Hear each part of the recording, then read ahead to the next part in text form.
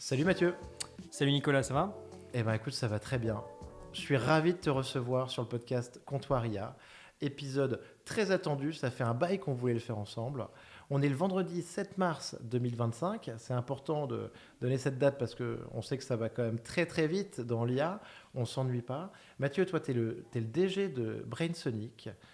Tu es aussi un copain. On déjeune ensemble. À chaque fois, tu m'apprends des choses extraordinaires. Alors que pourtant, moi, je passe mon temps à creuser les outils et tout ça. Et tu m'as éveillé, tu m'as donné plein d'astuces. Voilà. Je ne pouvais pas ne pas partager ça à nos auditeurs de Comptoir IA et à tous nos amis de l'IA générative en France qu'on salue. Eh ben merci de m'accueillir. Moi, effectivement, ça faisait plusieurs mois qu'on essayait de trouver ça. Donc, si je peux partager un peu de ce que l'on fait à l'agence et pas des trucs et astuces, mais un peu de la manière dont on a appréhendé la chose, c'est cool. J'ai pas mal de questions assez chouettes, donc je pense qu'on va passer un bon épisode. Magnifique. Donc, on salue tout le monde. On est un petit peu post-sommet. L'actualité est compliquée. Prenons un petit moment pour se plonger dans l'IA générative. On arrive encore à suivre tout ce qui se passe, mais on en parlait à l'instant, ça devient compliqué d'être un bon généraliste de l'IA, à la fois sur la productivité et la créativité. Ma question classique, tu sais, c'est qu'est-ce qui se passe dans l'IA générative depuis 2 ans, mais j'ai l'impression, Mathieu, que ça devient compliqué de tout suivre. En fait, je pense que c'est très compliqué de tout suivre. C'est très compliqué de tout suivre quand on s'y met maintenant. C'est moins compliqué de tout suivre quand on a pris le train, quand il roulait pas encore, j'allais dire, très vite. Parce que quelque part, les briques, on les a assimilées, digérées, et puis plus ça va dans la complexité, plus on monte. Mais débarquer aujourd'hui en disant, bon, je vais m'intéresser à l'IA générative, on a l'impression de devoir monter dans un TGV sous stéroïdes. Donc c'est assez compliqué, et donc il faut faire des choix. Même les copains de l'IA générative aujourd'hui voient bien qu'ils ne peuvent pas tout traiter et font des choix. Je pense notamment à Gilles qui sait par exemple recentrer un peu sur son métier de base, hein, donc sur la création pure, la réalisation, donc sur les métiers et la créa. Et c'est bien normal parce qu'il y a 200 nouveautés par semaine. Emmanuel Vivier avec sa newsletter un peu exhaustive le dit très bien. C'est-à-dire qu'à un moment, ce n'est pas humainement possible de tout suivre, ou en tout cas de tout suivre et de tout tester. La newsletter de Manu, elle va sponsorisée par exploser. Par Doliprane. Tu vois, mais parce qu'il y a suivre et puis il y a expérimenter. Et parce que savoir que plein de trucs existent, c'est cool, mais en fait, il faut les avoir testés pour les remettre dans du réel, pour aller au-delà des choses un peu sympas d'avoir testé concrètement. Mais ce que je trouve au-delà des nouveautés, parce qu'en fait, ça, c'est l'aspect un peu visible qui est maintenu aussi par les GAFAM, c'est tout l'écosystème de créateurs. Alors, quand je dis créateurs, c'est pas forcément des créatifs au sens Photoshop. C'est des gens qui vont créer des choses. Et là, il y a toute la communauté, certes créa, qui vont tester les modèles, faire des visuels, des films de fous, etc. Il y a aussi toute la communauté techno, donc là qui vont soit faire des modèles entraînés spécifiquement, soit faire du software, soit tester des choses, ça peut être des solopreneurs. Et donc en fait, il y a un écosystème créatif qui est monstrueux, qui déjà montre plein de choses intéressantes. Mais quand vous dites vous avez des millions de développeurs et de gens qui créent avec de l'IA aujourd'hui, on sait que ça va avoir un impact dans le futur très très fort. Soit parce qu'il y a des nouveaux trucs qui vont arriver, soit parce que ça va servir aussi de modèle à d'autres gens qui vont dire moi aussi je peux faire ça avec de l'IA. Donc ça rend accessible aussi des choses qui étaient jadis complexes. Donc ça c'est assez cool. On parlera, Mathieu, un peu plus tard dans le podcast du vibe coding, sujet du moment. Ce vibe coding, ça va générer aussi des nouvelles applications, plein de nouveaux cas d'usage en masse, ça va être fou. Moi, j'en parlais ce matin aussi sur une formation par rapport à ce que tu disais. C'est vrai qu'aujourd'hui, moi j'ouvre mon ChatGPT Pro à $200 encore par mois, peut-être bientôt 2000, oui, comme ils nous l'ont dit. J'ouvre, je veux choisir mon modèle donc en haut à gauche. En fait, j'ai GPT-4o, GPT-4o avec des tâches, O3 mini, mini high, O1. Rien que ça, tu vois, ça commence à être compliqué. Quand tu débarques, en fait, sur ChatGPT, qui est censé être généraliste, tu te retrouves avec 10 modèles. Ouais. À nous de conseiller sur cet épisode aussi vraiment les solutions mainstream sur le marché, tu vois, celles sur lesquelles il faut que tout le monde aille. En fait, il y a une sorte de course à l'échalote. Alors, c'est valable avec les modèles, mais c'est valable avec les outils. C'est-à-dire que dès qu'il y a un nouveau truc qui sort, on entend RIP tel métier, le machin est mort. En fait, il faut savoir raison garder, si je veux dire. Déjà, il y a des sorties fréquentes parce qu'il y a une compétition entre les boîtes pour lever du cash, etc. Après, quand on regarde l'usage réel des gens, dans les faits, il y a énormément de gens qui sont toujours au stade d'un ChatGPT 3.5 dans leur usage. C'est-à-dire que la majorité des gens qui commencent à utiliser un peu sont encore sur des prompts un peu classiques, c'est un assistant. Donc en fait, l'évolution des modèles est beaucoup plus rapide que la capacité des gens à les utiliser, on va dire, vraiment très fortement. Je te rejoins. Je pense que ça, c'est une des clés pour comprendre ce qui se passe. Le benchmark sur les modèles, en fait, se dire tiens, tel modèle GPT 4.5 ou Grok 3 est meilleur que le modèle précédent, on a l'impression que ça c'est un peu plus à la marge. Ouais. En vrai, la vraie différence, pour être honnête, elle se fait plutôt sur le niveau de chacune des personnes qui utilisent l'IA, la qualification que tu peux avoir dans ton usage. En fait, quelqu'un qui prompte bien, qui utilise bien ses IA, il peut être 10 fois meilleur qu'une personne à côté, indépendamment du modèle, quoi. Exactement. Et puis en fait, après, de savoir qu'il vaut mieux utiliser tel modèle chez OpenAI, par exemple, ou un Mistral, parce que c'est plutôt une approche souveraine, mais par exemple, ou un Claude, en fait, ça se joue sur de l'expertise métier. Alors, c'est valable aussi pour des modèles de raisonnement ou du code, où en fait, il faut être très expert du métier pour se dire, en fait, ce modèle-là, il est un peu meilleur. Par exemple, chez nous, les gens qui sont plutôt de profession journalistique, donc une sensibilité édito forte, vont plutôt travailler avec Claude, qui est plus fin. Alors que moi, j'écris pas spécialement bien, j'ai pas forcément cette finesse, donc un chat GPT me suffit par rapport à mon besoin. Intéressant. Attends, donc ça veut dire que, tu vas nous le dire dans un instant, mais chez Brainsonic, donc tout le monde n'a pas forcément le même outil de base. Vous n'avez pas fait un choix d'outil pour toute la boîte, quoi. En fait, on n'a pas fait. Ça, c'était le choix était de faire un non-choix. Parce que encore une fois, tout va bouger très vite. Donc en fait, moi, je ne voulais pas dès le départ m'engager en me disant s'il nous faut un outil. Parce que je sais très bien que ça bouge tellement. Et donc, en fait, l'objectif aussi des boîtes qui font ça, c'est de ferrer des clients pour avoir de l'ARR, etc.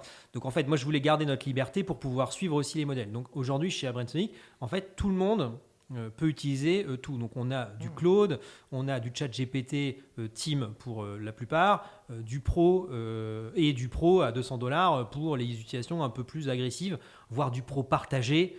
Par exemple sur de l'opérateur ou sur du Deep Research maintenant qui a été passé sur les forfaits un peu plus classiques. Mais globalement, on est tout à fait agnostique dans l'utilisation des modèles un peu self-service. Excellent. Mathieu, donc lors de un de nos déjeuners il y a quelques mois, donc c'est même pas le dernier, mais peut-être en octobre ou un truc comme ça, dans une pizzeria, t'es sur ton ordi en m'attendant et tu me sors Bolt.new. Oui. Quand tu me le sors, je me dis, tu me le sors d'un Discord et c'est ça ta source. Et sincèrement, je te l'ai dit, je me dis, un petit outil, un générateur de site, on avait vu les V0, on peut faire un site avec Gamma. Je me dis, ça va être un nouvel outil. Sur le moment, je n'y crois pas trop. Tu me dis, c'est chambé. Je l'essaye dans le week-end. Je crée un site en quelques minutes, en 16 minutes, pour faire une petite application qui te permet de réserver une visite du pas de tir de SpaceX. Extraordinaire, responsive, un formulaire qui fonctionne. Tu m'as sorti ça, mais alors qu'on en parle vraiment énormément aujourd'hui, en ce moment, depuis un mois ou deux. Donc là-dessus, t'es pression, t'es super connecté. Donc bravo déjà pour ce tuyau. Aujourd'hui, est-ce que tu as un petit tool dont tu as envie de nous parler, que tu voudrais nous faire découvrir en avant-première de ce calibre-là?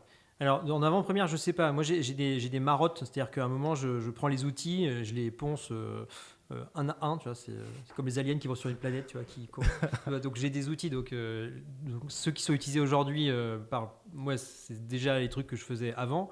Donc, dans l'usage quotidien, moi, j'utilise énormément de ChatGPT.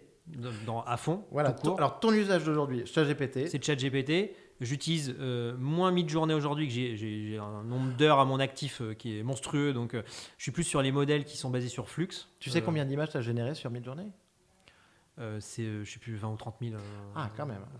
Mais pendant 2 ans. Mais Midjourney, tu vois, pour moi, je ne l'utilise plus en ce moment. On attend la sortie d'un nouveau modèle. Non, alors, noté, par contre, toutes les équipes à l'agence l'utilisent. Mais c'est-à-dire que moi, mon travail de débroussaillage, de thèse, d'expérimentation, en fait, c'est ça mon travail. Je fais de la créa pour rigoler. Moi, donc, en fait, je débroussaille, je valide, je greenlight entre guillemets. Là, c'est bien, là, on prend pas. Et après, je descends. Et puis, une fois que c'est approprié, je vais faire autre chose. Donc, aujourd'hui, on utilise aussi beaucoup, notamment, on travaille avec du Pimento. Bien sûr. Il y a aussi un peu Florent qu'on adore, Pimento, super outil. Qui sont basés sur des modèles Flux, et donc effectivement là les rendus sont mieux, et puis on peut faire les LoRa, donc tout ce qui est entraînement sur des visages ou des objets. Donc ça on le fait beaucoup. Donc ça c'est un peu, on continue d'explorer, mais c'est bon, c'est rentré dans les routines, donc j'explore plus trop. Là mais on utilise toujours énormément iGen, mais parce que là c'est vraiment une ligne de prod à part entière aujourd'hui. Et là vous êtes power user, vous êtes un des plus gros clients d'Edgen en France, en Europe. Je pense voir en Europe, quasi sûr. Enfin je vois ce qui sort, il n'y a que nous à peu près qui faisons ça. Donc il y a ça, et après moi mon grand truc du moment c'est Bolt, effectivement. Toujours, ouais. Toujours, parce que là, du coup, moi, j'essaye. Donc, on passe de l'expérimentation à comment je mets ça dans des projets concrets. Et donc là, on commence à utiliser du Bolt sur des projets concrets. Alors, Bolt, pour ceux qui ne connaissent pas encore. Ouais, alors Bolt, pourquoi ? C'est donc un outil qui est basé sur LLM. Je crois qu'il utilise d'ailleurs Claude en LLM derrière.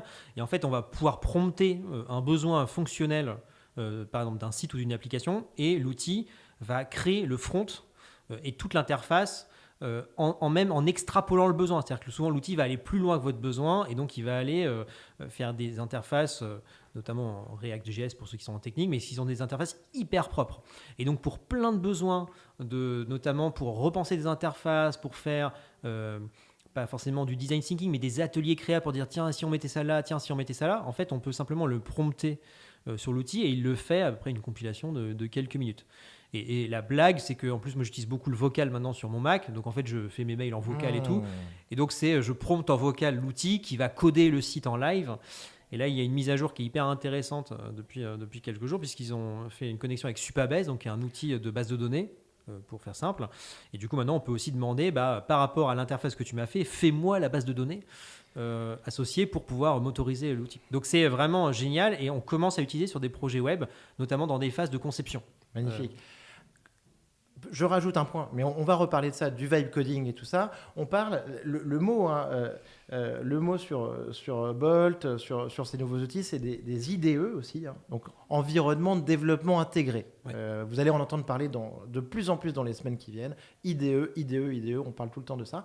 Et ce qui veut dire, comme tu le disais Mathieu, hein, on prompte en langage naturel, on ne touche pas au code, et derrière, ce système en fait génère pour nous un site, une application, et le déploie sans qu'on ait besoin de toucher à rien. Le déploie, donc le met sur Internet. Ouais, en fait, il peut le déployer. Soit ça me va très bien, je veux qu'il héberge. Dans ce cas-là, j'appuie sur le bouton, je paye et il est en ligne, quoi. Soit si je veux récupérer parce que je veux finir à la main ou plein de trucs, je peux pusher le site sur GitHub, et là après je récupère le code et je fais ce que je veux.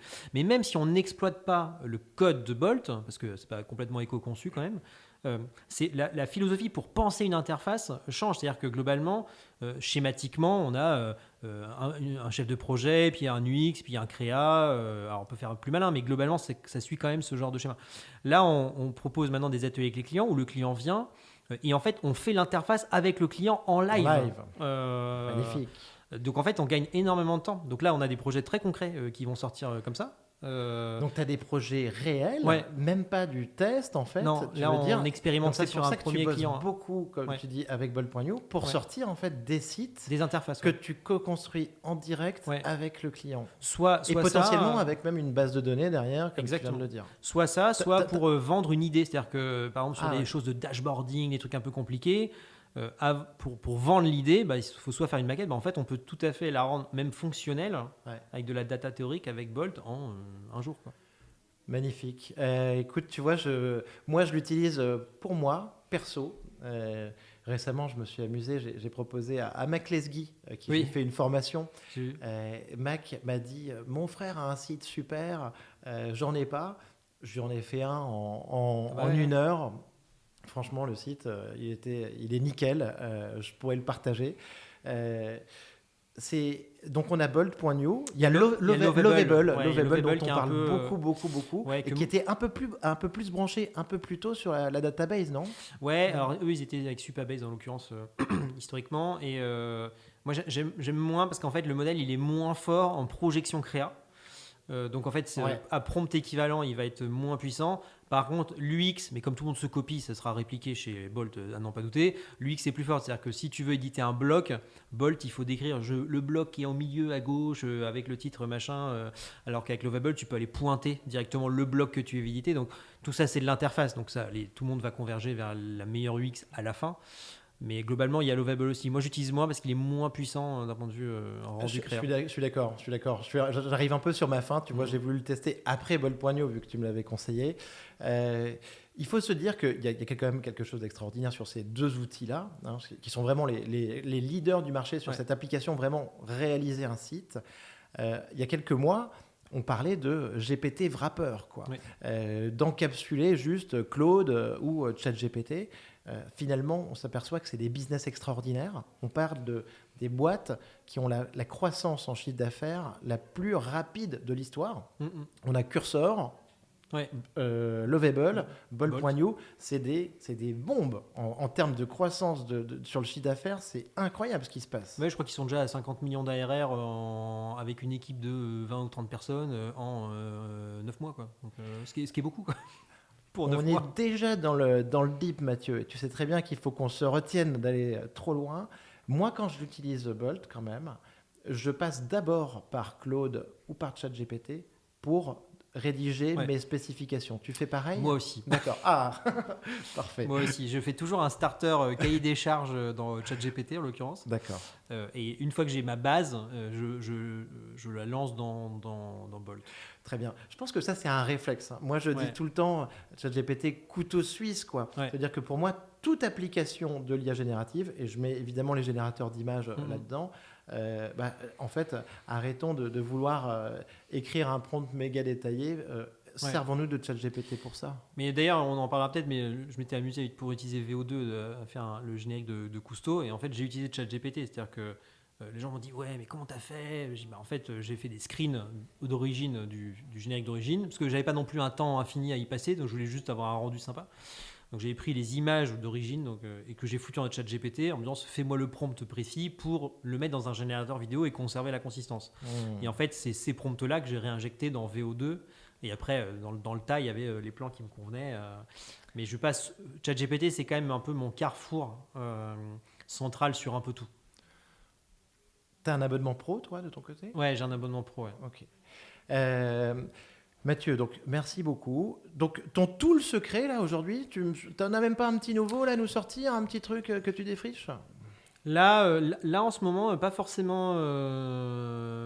Mais j'entends que ton utilisation avancée de Bolt, ça m'intéresse déjà beaucoup. Ouais, alors j'utilise Bolt. Après, encore une fois, moi, je suis moins dans une...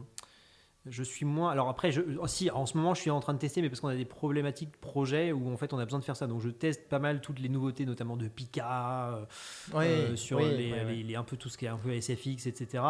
Donc tout ça. Pika Labs, oui, générateur d'images. Exactement. Et puis ils sont mis sur un créneau très, on va dire, effets spéciaux. Donc pour faire des FOH par exemple ou faire. Attends, FOH. FOH, c'est les faux, c'est fake out of home, c'est les. Tu sais, par exemple, tu as un gros sac en 3D qui va dans une rue. Tout le monde me dit c'est de l'IA. En fait, non, c'était la 3D. Et tu as l'impression que c'est vrai, mais donc c'est fake. Donc ces trucs-là sont faits en 3D, mais tu peux typiquement en faire avec de l'IA générative. Donc ce genre de choses comme Pika permet de simplifier ça. Donc ça, on utilise pas mal ça. En ce moment, on utilise aussi, alors moi pas directement, mais les équipes sont très sur des workflows ComfyUI. Donc là, c'est vraiment geek, mais dans un but assez précis. Qui est que nous, on va chercher à faire des flux complets automatisés, des flux de production automatisés. Franchement, Mathieu, là, on est trop brutal. Je veux qu'on en parle sur la fin, ComfyUI, parce que moi, perso, je ne sais toujours pas m'en servir. Donc mais parlons-en sur la fin, parce que en parler sur la fin, mais sinon, on va se casser la tête. Mais sur les outils du moment, non, en fait, on utilise effectivement donc ChatGPT. Moi, j'utilise beaucoup Operator pour le coup, qui est accessible avec Pro, donc il faut quand même mettre un billet de $200. Je me suis amusé à faire mes courses hier, Oui. tu vois, sur Monoprix. Donc j'ai donné une recette. Un poulet, un poulet tikka masala. Bon, c'est pas vrai, mais un truc à peu près équivalent. Et normalement, on se dit qu'il le fait bien sur Walmart, mais sur Monoprix, il me l'a fait. Il m'a rempli mon panier, nickel, à partir de ma recette. Ouais. Waouh. Il est un peu lent quand même. On a un peu une frustration par rapport à Cloud Compute. C'est quand même un nouveau monde, mais Ouais. mais donc toi, tu l'utilises? En fait, j'utilise pas comment dire, j'utilise pas réellement pour des besoins parce qu'il y a une problématique de lenteur. Mais en fait, la problématique de lenteur se corrige avec le temps. Par contre, ce qui m'intéresse, c'est de voir quand même la précision du système. Et surtout, ce qui m'intéresse, c'est d'explorer un peu le futur de la navigation Internet avec ça. Donc c'est pour ça qu'on fait pas mal de tests là-dessus, parce que à partir du moment où on prend l'exemple de la liste de courses, c'est hyper intéressant. Il y a Carrefour qui avait fait, je crois, avec Bain, il y a tout début, ils avaient fait l'assistant où tu promptais justement, je suis une famille de 4 personnes, fais-moi ma liste de courses chez Carrefour. Donc c'était une sorte d'agent intelligent, mais pour ça, ils avaient entraîné sur toute la base de données produits, etc. Mais c'était un agent Carrefour, c'est-à-dire qu'une fois sorti il s'appelait Hop là, je crois, ou Hop. Ouais. Et une fois sorti du cadre de Carrefour, il n'existe plus l'agent. Là, on a un agent qui est tiers, donc qui est un compagnon, limite un truc que tu as dans ton sac à main. Tu peux briefer sur un objectif, et en fait, en back-office, il travaille pour toi. Ce qui fait que ta liste de courses de tikka masala, parce que statistiquement, les gens, ils achètent à peu près 70% la même chose quand ils vont au supermarché, enfin d'une semaine à l'autre. Ouais. Donc en fait, tu peux briefer à terme des IA pour dire, en fait, ça, c'est ma liste de courses. Toutes les semaines, tu vas analyser sur tous les e-commerçants la même chose, et toutes les semaines, tu m'envoies une notification qu'on t'a fait chez qui c'est le moins cher. Pas mal. Pas mal. Pas mal. Pas mal. Et donc la question, moi j'avais fait Ton une démo. comparateur personnalisé. Oui, quoi. mais surtout il travaille en back-office, t'es pas obligé de le regarder. Et, parce qu'il t'envoie une notification mobile quand il a besoin de toi. J'ai fini. Bien sûr. Donc ça c'est assez fort, ce qui veut dire que demain sur Internet tu vas avoir des robots qui vont exécuter parce que ça simule un être humain. Et donc ça c'est hyper intéressant parce qu'à la fin tu fais quand même, mon métier moi c'est de faire de la pub, du marketing. Comment tu fais infléchir un robot ? T'as raison. C'est une vraie question. Et à un moment, j'ai fait une vidéo qui était une des premières avec un panier Leroy Merlin. Donc c'était de la tapisserie, parce que je faisais de la tapisserie à ce moment-là. Et à un moment, le robot, il choisit le deuxième pot de colle. Et en fait, tout le monde est. En fait, ça m'a fasciné sur pourquoi le robot a choisi ce pot de colle plutôt que le premier. Est-ce que c'était parce que le volume était mieux ? Est-ce qu'il était plus flashy ? Est-ce qu'il était moins cher ? Tu vois, c'était quoi les critères ? T'as trouvé Non, j'ai pas trouvé. Ouais. Mais c'est un truc qui m'a pas mal perturbé. Pourquoi une machine a choisi le deuxième pot de colle ? Je comprends tout à fait, Mathieu. C'est Et très je pense geek, qu'aujourd'hui, tu vois, on a encore. Enfin, là, on est sur l'expérimental, c'est un peu lent. On a un peu du mal à déléguer. Mais une fois que tu as délégué et que tu te rends compte qu'en fait, il t'a trouvé le meilleur prix et le truc le plus intéressant, tu reviens plus en arrière. Moi, ce que je vois, on a aussi un petit blocage qu'on identifie là-dessus, c'est les logins, mots de passe sur ces interfaces qui te forcent à reprendre un petit peu la main souvent. Mais franchement, c'est extraordinaire, c'est le futur. En fait, c'est-à-dire que pour moi, c'est comme le GPS, c'est-à-dire qu'au début, on est expérimental.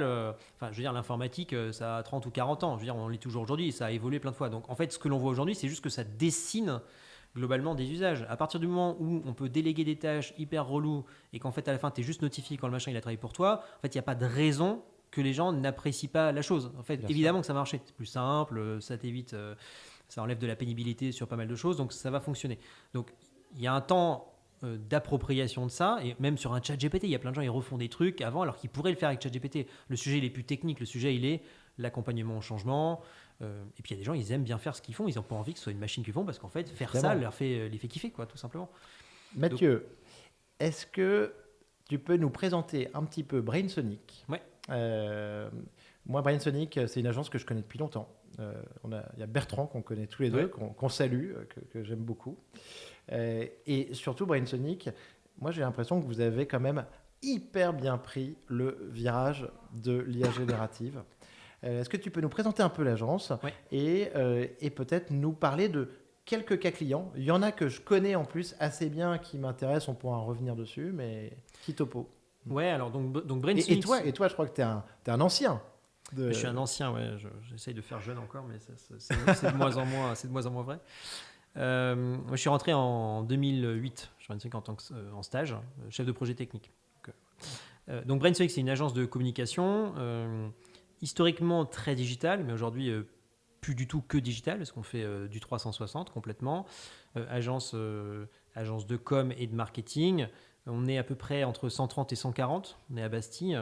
Et on accompagne à peu près toutes les typologies de clients, justement pour aider les marques à performer, quelle que soit leur problématique. Alors ça peut être du social media, ça peut être de l'événementiel, ça peut être de la production de contenu, des stratégies publicitaires. Donc bref, une agence de com avec une volonté d'être, quasiment full intégrée. Tous les métiers sont des équipes de production évidemment aussi. Et des équipes web, techniques, ce qui nous a permis d'ailleurs d'accélérer sur l'IA. Et puis donc l'agence, elle a fêté ses 20 ans l'année dernière. J'ai l'impression que c'est une agence hyper jeune alors qu'on n'est plus si jeune, mais c'est juste qu'on a pas mal évolué au fil du temps. Et on a une culture technique très historique, ce qui d'ailleurs nous a facilité le fait de démarrer sur de l'IA, c'est-à-dire qu'on n'a pas vu ça du tout comme certains, comme l'ennemi. Nous, en fait, la technique, ça a toujours été un truc assez cool. Et donc, vous êtes allé un peu dans la com en venant de la technique, quoi, d'une certaine manière. C'est même carrément ça. C'est-à-dire qu'à la base, on est des techniciens faiseurs qui sont montés à faire de la strat et de la créa. Ce qui est probablement d'ailleurs peut-être plus facile à faire que l'inverse. Donc aujourd'hui, ça marche bien. Et puis on a rejoint le groupe Décuple en 2022, si je ne dis pas de bêtises. Voilà. Donc, qui est dirigé par Bertrand.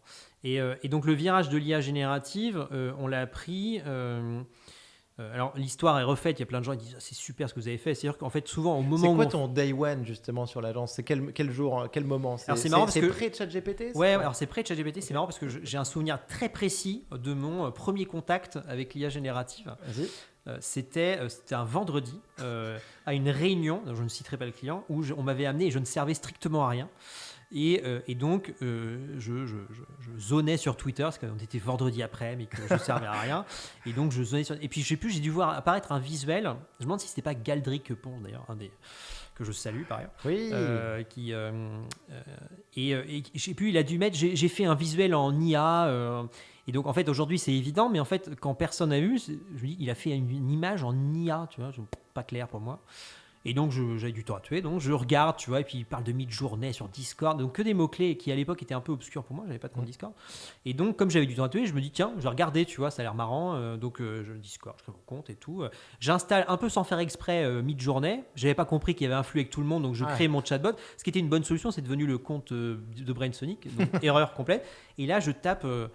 Un saut de banane en 3D parce qu'on travaille pour la banane française, et là j'ai un saut de banane en 3D. Et là vraiment, les gens en rigolent, pensent que c'est pas vrai, mais en fait, le choc. Là, été 2022, non, un truc comme ça. Ouais, exactement. Okay, très bien. Et là, le choc, fin août, un truc comme ça. Le choc, je me dis putain, j'ai tapé un truc et un robot m'a fait l'image, quoi. Et donc j'ai commencé à faire un tas de trucs, des trucs de cinéma et tout. Donc je rentre et puis donc je m'étais mis sur les hashtags et tout et je vois plein de gens, enfin plein, pas beaucoup, mais beaucoup de gens qui commencent à faire des visuels qui étaient beaucoup mieux que les miens. Donc je me dis il y a des trucs que je ne sais pas faire. Il y a des gens qui doivent savoir mieux faire. Donc ça m'a obsédé. Tu les vois dans le flux Twitter, ou dans Discord, évidemment. Exactement. Et donc j'ai pas beaucoup dormi ce week-end. J'ai prompté comme un malade. Et donc j'ai partagé beaucoup sur Twitter. Et Galdric du coup m'avait repéré et du coup m'avait fait rentrer dans un groupe Discord avec tout un tas d'autres mecs qui faisaient de l'IA. Et là ça a été la matrice. La matrice, mais putain, c'est fou quoi. Et du coup, ça m'a passionné et j'avais assez vite identifié que ça allait quand même changer la com en disant tu as des algos, les mecs avaient beaucoup d'argent, donc globalement tu tapes un truc, ça te le fait en 10 secondes et c'est bien, donc ça va bouger. Et d'autre part, il y avait peu de gens qui étaient sur ce créneau. Il y avait soit des techniciens qui parlaient à des techniciens, soit des chercheurs qui parlaient à des chercheurs, mais il y avait peu de gens qui simplifiaient ça à des gens pas très techniques, quoi. Ouais, bien sûr. Donc je me suis mis sur ce créneau-là. Parce qu'on fait de la com et nos clients c'est des DIRCOM, dire marketing, etc. ou des DG. Et donc j'ai commencé à faire beaucoup de pédagogie là-dessus et à faire des formations en interne, à me prendre tous mes clients, ce qui fait que très rapidement on a sorti la campagne Becherel en 2022 qui est sortie la même semaine que ChatGPT. Donc là, gros boost de visibilité parce qu'en plus c'est une très bonne campagne, bien sentie, etc. Et c'est un peu ça qu'a lancé toute la dynamique IA à l'agence. Magnifique. Depuis, vous avez fait quand même plein de campagnes super sympas. La dernière, tu étais un petit vénard, donc tu étais au ski il y a quelques semaines, on en parlait, et je voyais que tu postais une petite campagne pour Odalis, que je connais aussi, où vous aviez fait donc, une petite affiche avec... en fait, on a fait l'affiche ou le visuel du catalogue hiver, en fait, enfin hiver-printemps, hiver-printemps et du coup on l'avait fait en IA parce qu'on les avait formés il y a assez tôt, il y a quasiment 1 an et demi, 2 ans Et puis voilà, ils cherchaient des projets un peu à appliquer. Donc on avait fait une première version, mais qui n'était pas suffisamment réaliste pour des raisons de capacité à l'époque. Donc elle avait été faite, mais n'avait pas été diffusée. Et ils voulaient, donc on avait refait la partie VR, et celle-là a été diffusée. Donc ce que l'on voit aujourd'hui, ça a été produit il y a de ça un peu plus de 6-7 mois, donc on pourrait faire mieux techniquement. Mais c'était déjà bien. Et vous avez sorti quand même des projets assez tôt. On a sorti des projets assez tôt. Ouais. Bah, Becherel, même on en reparlait, 2022 Becherel, et même Odalis. Aujourd'hui, donc on parlait un peu du workflow, de la recette secrète, mais donc de la génération d'images, du magnifique, donc l'upscaler par-dessus. Ouais, puis on a fait plein de trucs, on n'a pas eu de communication forcément, on n'a pas communiqué de ouf, tu vois. Tu disais, t'as dit Peugeot par contre? Ouais, on a fait Peugeot Frères, c'est toute la gamme un peu premium, les poivriers, les lunettes Jules Beau, etc. Et donc on a fait la campagne un peu de relancement, on avait fait la plateforme de marque, etc. Et donc toute la campagne qui était au Galeries Lafayette, un peu partout en France, était fait en IA. Et donc ça, c'était 2023.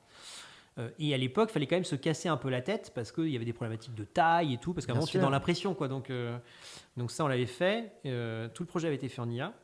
Avec eux, on a aussi fait des projets internes en IA, notamment pour donner vie à des idées. Et après, on avait fait une campagne qui, moi, m'avait beaucoup amusé pour Leroy Merlin, donc décembre 2023, je janvier. Crois que je la connais. Tu vas pour me une tondeuse. Tu vas me parler de ta tondeuse. Ah, celle-là, je l'adore. En fait, je l'adore. Quand tu me l'as expliqué, quand tu me l'as montré, j'ai compris plein de choses. En fait, la tondeuse, c'est rigolo parce que c'est vraiment une campagne commerciale, somme toute classique, pour une tondeuse qui était à prix barré. Donc, en vrai, il n'y a pas de quoi de sauter. Mais il y a une complexité derrière quand même. Il y a une complexité, c'est-à-dire que c'était pas, tiens, fais-nous un visuel en IA rigolo. Il y avait l'agence officielle, en tout cas l'agence qui est BETC, qui avait fait un craft crayon papier. Et donc, le but, c'était de faire exactement, quasiment au millimètre près, ce visuel-là. Alors, pas photoréaliste pour des raisons de contrainte, mais un très beau Photoshop en IA, dans une optique d'expérimentation. Et donc, on m'appelle en disant, est-ce que tu sais faire? Bien sûr que je sais faire. Je n'étais pas complètement sûr de savoir faire au moment où je me suis engagé, mais bon, la base de le train passe pas toujours 2 fois en gare, il fallait monter dedans.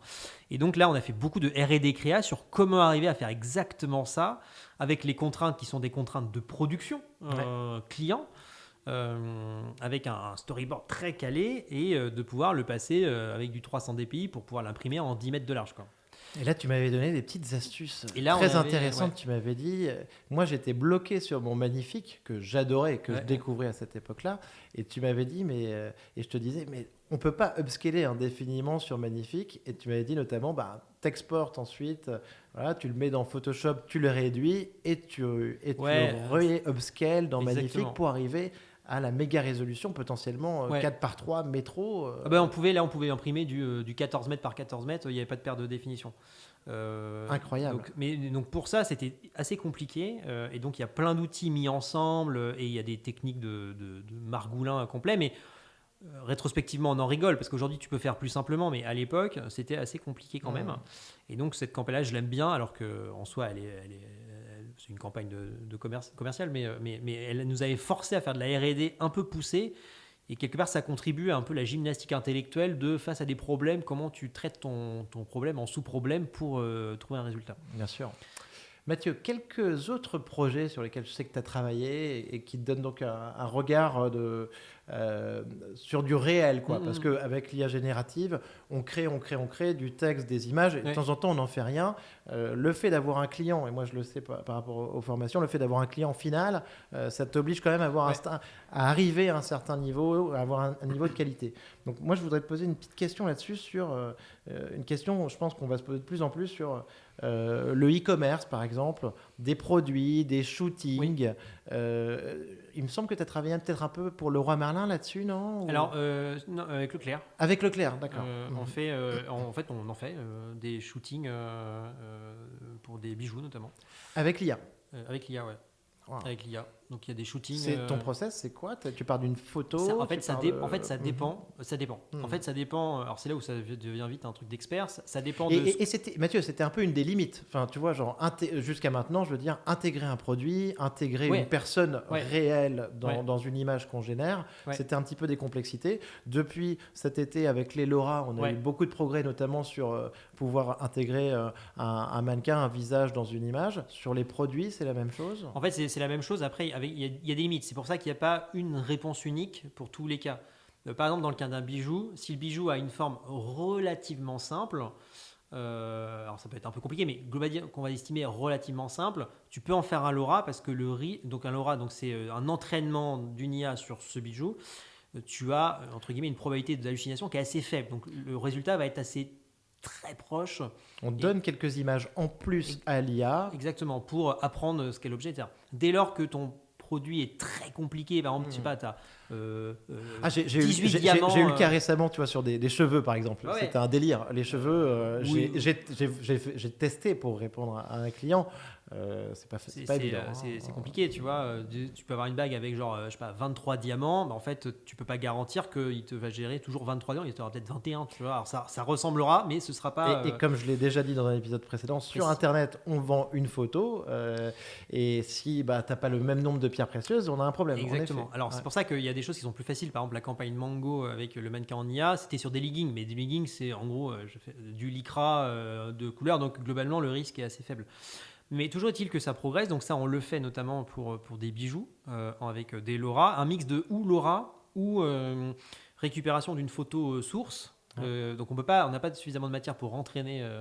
Et donc ça, soit on va générer un fond, hypothèse 1, soit on va transformer l'objet en 3D avec de l'IA pour pouvoir ensuite changer l'angle et ensuite faire de la génération à partir d'un angle 3D. J'allais te poser cette question-là. On y arrive à ça aujourd'hui? On connaît quelques solutions. Il y a Valentin chez nous qui est un DA IA qui justement partage un peu ses tips et notamment sur cette histoire de bague en 3D. Il a fait un post LinkedIn pour expliquer. C'est quoi l'outil de référence sur la transformation d'une image en 3D aujourd'hui? Alors il y en a plusieurs. Il y a un Tripo, non? Il y a Tripo, notamment. Tripo te permet ça marche assez bien. Je savais pas, tu vois, qu'on arrivait à ce niveau de résolution. Dans ce que je vois, j'avais l'impression que c'était encore un peu du pixel et tout. Mais... Alors ça va dépendre évidemment de la source, mais en l'occurrence sur des bijoux, ça peut marcher plutôt bien. Mais donc par exemple sur des bijoux, tu vois, tu as plusieurs méthodes. Tu as le LoRa ou de l'insertion de fond sur une photo existante, ou tu passes par de la 3D. Et donc tout fonctionne. C'est juste qu'il faut savoir quel process face à quelle problématique. Donc là, il faut avoir expérimenté pour savoir quelle porte prendre qui sera la plus efficace, quoi. Ça, c'est tout ton talent, toi, Mathieu. Enfin, je te le dis. Et t'es très très fort sur ce process en fait, et sur le fait de bricoler un petit peu et de mettre bout à bout ces différentes IA en effet. Ouais.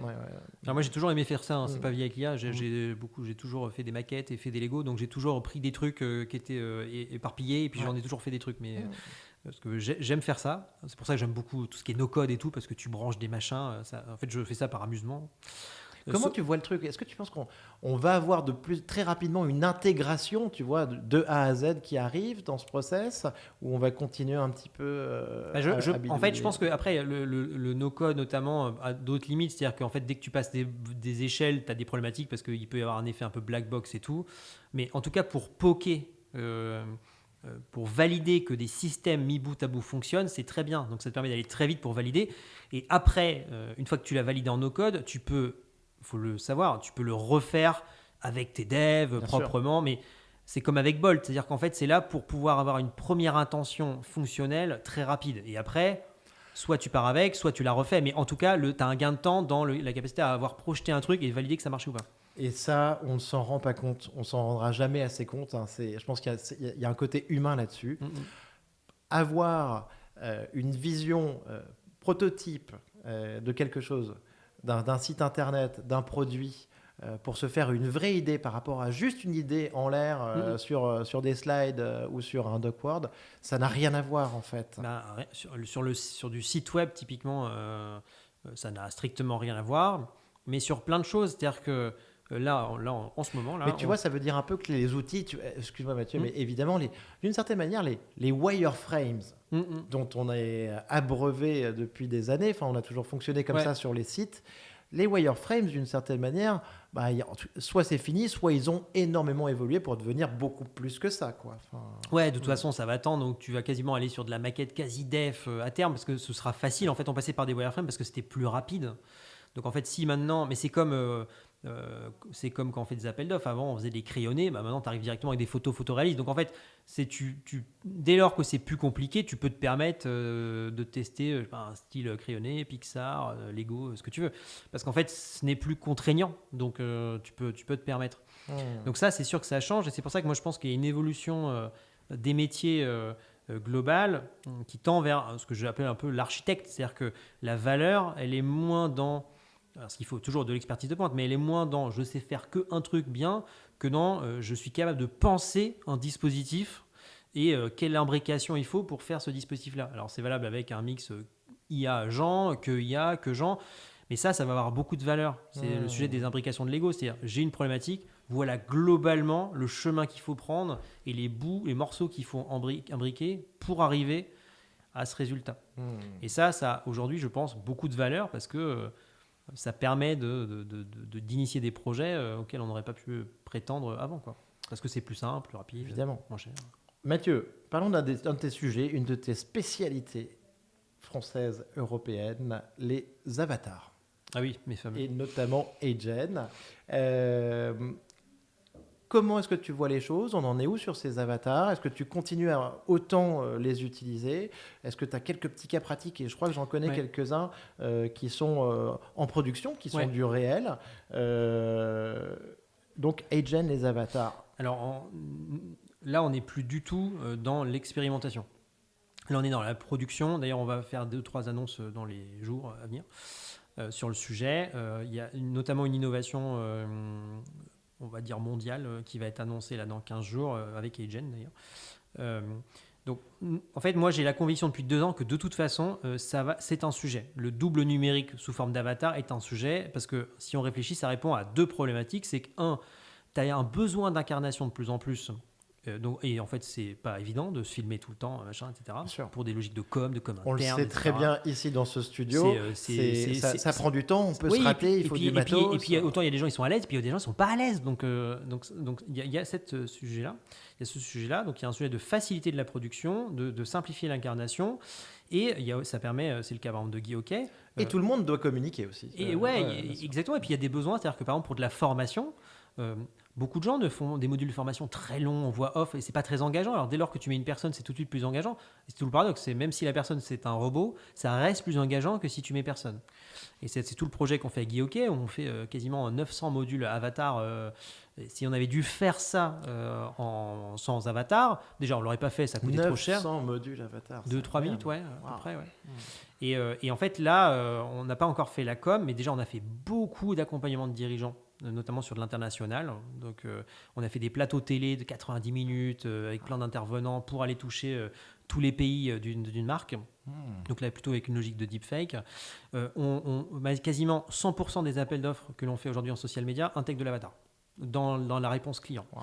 Et alors, il y a toujours un délai parce que c'est souvent très nouveau, les gens en parlent, mais quasiment tous les clients ils vont avoir des avatars, notamment en communication social média. Mais je pense qu'on n'y est pas encore aujourd'hui. Toi, tu as été un des premiers à expérimenter. Aujourd'hui, tu vois, très souvent, on le présente un petit peu comme un cas de projection. On va te dire ça va te permettre de faire de l'onboarding, ça va te permettre de générer des campagnes en masse. Et on n'est pas encore dans le gros volume, le réel, mais je pense que ça va être... en l'occurrence, immense. Nous, on a du volume. Nous, on a du volume en prod. Déjà, produire les... En fait, à terme, toute la plateforme de formation de Guy Hockey sera avec des avatars. Donc, ça permet notamment beaucoup de réactivité. Par rapport à ça, c'est et le script des avatars, tu le fais générer grâce à leur contenu, du chat GPT. C'est un mix des deux. Mais il y a un cas que j'aime beaucoup qui est assez représentatif. Il y a une loi qui est passée, alors je ne sais plus exactement, mais liée à l'immobilier. La loi a été signée ou validée le matin à 8h. À 13h, le module de formation était en ligne relatif à cette loi. Wow. Ah oui, extraordinaire. Ah ouais, génial. Donc en fait, c'est autoportant comme explication. Ouais. Bon exemple, très bon exemple. Parce que en fait, du coup, tu génères le script, tu génères l'avatar. Le truc, il est pensé pour être un peu scalable. Du coup, de proximité avec les franchisés. Quelle accélération. Ah oui, bien sûr. Mais par exemple aussi le LEM, tu vois. C'est dingue. Le LEM, donc le médicament, ils ont déjà sur les réseaux sociaux des formats en avatar qu'on produit pour eux, pour de l'explication sur une loi, etc. Donc c'est marrant, tu sais quoi, j'avais pas en tête, et je le souligne parce que c'est un excellent exemple, Mathieu, cette réactivité que permettait d'avoir l'avatar sur des lois qui passent, sur de l'information, en effet. Wow. Donc on le fait pour ça. Beaucoup d'avatars de dirigeants. Donc le LEM en social media, on va accompagner pas mal de clients cette année là parce qu'on a signé là pour justement faciliter l'incarnation, la prise de parole, voire même de président ou de DG. Magnifique. Donc et puis la techno va s'améliorer, c'est-à-dire que même si c'est encore un peu, ça se voit un peu quand on est un peu attentif, la techno va s'améliorer.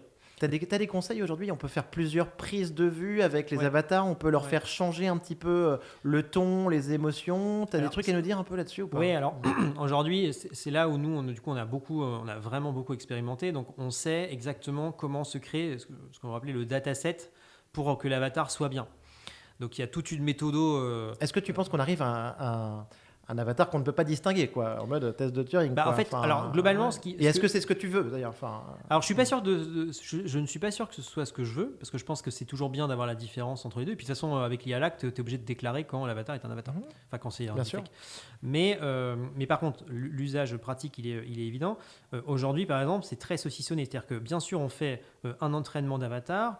Mais après, on va enregistrer la voix séparément.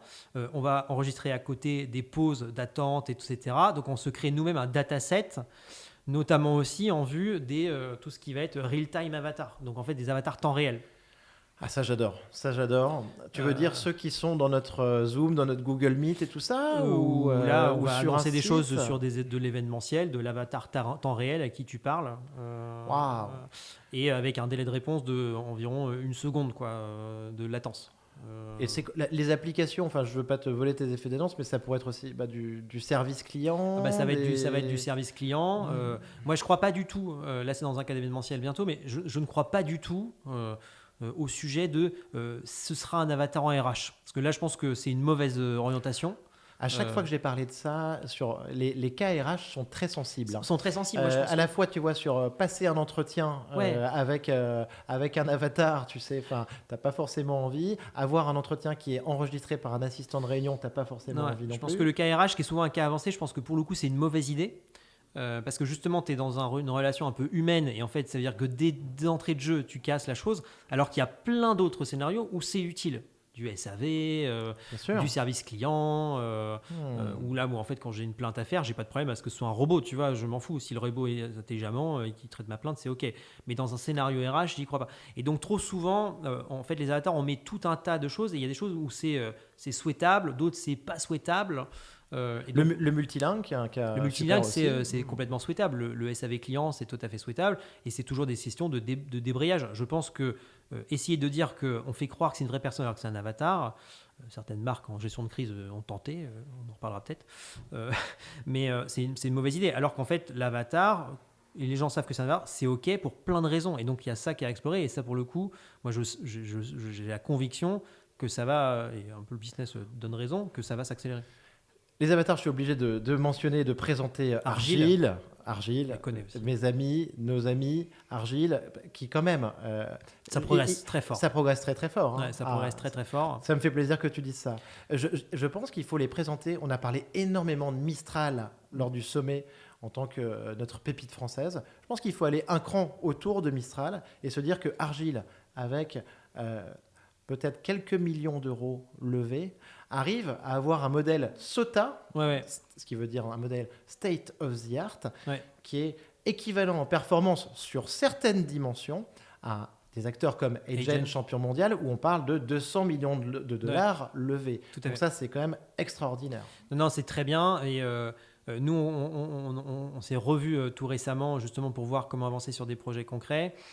Et c'est français. Et c'est français. En fait, tout notre sujet aujourd'hui, c'est pas de développer le modèle. Alors nous, on prend les modèles et puis on fait un workflow autour, mais c'est d'avoir toujours le truc le plus sautant pour les clients. Donc en fait, c'est pour ça qu'aujourd'hui, le choix s'était porté plutôt sur Agen, mais on continue et on a travaillé encore avec Argile tout récemment. En fait, on est maqué, j'allais dire, avec personne. Aujourd'hui, on travaille beaucoup avec Agen, on a un deal, mais globalement, ça peut être conjoint avec... Notamment parce qu'il y a un enjeu de souveraineté. Par exemple, je sais qu'on a pas mal d'annonceurs où ils aimeraient faire de l'avatar, mais ils ne peuvent pas parce qu'il y a un problème de souveraineté de la data. Tu vas chez BNP, je crois que... Et oui, je vois... Enfin, en tout cas, on me rapporte très souvent des problématiques comme ça. Et, petite anecdote, Avatar, pour finir sur le sujet. Body Minute. Il s'est passé... Il y a une anecdote assez croustillante que tu as relayée. Tu peux nous la raconter vite fait? En fait... le cas Body Minute, et je pense qu'il va être parti pour 10 ans d'exemples de ce qu'il ne faut pas faire. Mais en l'occurrence, à un moment, ils ont sorti de nulle part un avatar qui était donc extrêmement mal produit, mais en essayant de faire croire que c'était une journaliste. Donc, une dinguerie complète. Et donc en l'occurrence moi j'ai assez vite capté que c'était du Agen parce que comme je passe beaucoup de temps là-dessus du coup j'avais dit putain les gars en fait faut pas faire ça n'a aucun sens, tu vois. En fait il y a même pas de rationnel, je sais pas qu'est-ce qui leur est passé par la tête, et donc ils ont arrêté là. D'ailleurs, il y a un autre compte qui s'était créé parce qu'il y a un gars qui avait créé aussi un avatar avec le même personne de Body Minute pour contrer Body Minute. Enfin bref, tout ça est assez croustillant de l'extérieur, mais je ne sais pas ce qui leur est passé par la tête. En tout cas, c'est un bien mauvais exemple d'un emploi d'un avatar en essayant de faire croire que c'est une vraie personne alors que ça se voyait de ouf. Un avatar en plus avec, si j'ai bien compris, donc une jeune femme en plus qui était spécialisée, qui faisait des films adultes. Ouais, ça c'est un peu exactement. Ça, les gens, ils ont commencé parce que maintenant et j'en parle. Je suis pas en train de décrier ça, mais c'est intéressant parce qu'en fait, ça fait penser un peu au bad buzz qu'on pouvait avoir sur les réseaux sociaux il y a quelques années quand les marques s'y mettaient. Sur ces outils-là, on peut avoir la même chose qui se passe. C'est intéressant parce que pareil, par rapport à ça d'ailleurs, alors pour le coup je ne citerai pas l'annonceur, mais on a des cas de figure comme ça où on doit analyser de l'historique de visuels. Et en fait, la reconnaissance faciale globalement, c'est extrêmement démocratisé. Et donc nous, on a des missions de temps en temps de cette nature-là. Et en l'occurrence, ça permet de voir assez vite l'activité antérieure de certaines personnes. Là, ils ont fait des activités d'adultes. Voilà. Et en fait, ça pose question. C'est-à-dire que chacun fait bien ce qu'il veut de sa vie. Mais en tant que marque, effectivement, tu peux ne pas forcément vouloir que les gens fassent le lien, etc. Donc en fait, ça pose plein de questions morales. Évidemment, et des questions sur la cession de ton image, de ton identité. Sur la cession. Ce qui nous rappelle un peu l'histoire Scarlett Johansson aussi. Exactement, sur la voix. en fait, chacun fait ce qu'il veut, mais les marques pourraient aussi avoir envie de savoir que forcément, peut-être que la personne a fait ça avant. Elle peut s'en foutre ou ne pas s'en foutre. Et aujourd'hui, avant, c'était très compliqué de remonter cette information. Aujourd'hui, tu vas sur un site de reconnaissance faciale, tu mets 3 photos. Je suis complètement bluffé. J'utilise des applications pour faire des tests comme ça, qui sont souvent en Russie d'ailleurs, notamment. Et c'est fou. Et je pense que le grand public n'est pas conscient de ces applications non plus. Et avec l'impact que tu décris, mais aussi même au niveau de la confidentialité, de la vie privée. Exactement, mais Internet n'oublie jamais. Moi, par exemple, j'ai pas attendu l'IA pour ne mettre aucune photo de mes enfants sur Internet, par exemple. Parce qu'on sait très bien que de toute façon, à partir du moment où déjà l'information peut partir, ça peut entraîner des modèles. Donc, il y a plein de choses comme ça qui sont de nature à éveiller, mais la reconnaissance faciale, pour le coup, peut remonter des choses auxquelles on n'avait plus forcément envie de savoir que ça existait, quoi. Mais c'est bien que le grand public est conscient qu'aujourd'hui, c'est démocratiser ça. Évidemment. Et qu'il faut qu'on conjugue avec. Mathieu, nouveau sujet, on continue, on ouvre le terrain. La vidéo avec l'IA générative. On en est aujourd'hui. Sora VO2, on en parlait à l'instant. Qu'est-ce qu'on arrive à faire? Tu as un cas d'école, tu nous as sorti une petite production maison sur Cousteau là, récemment, donc un petit film sur Cousteau.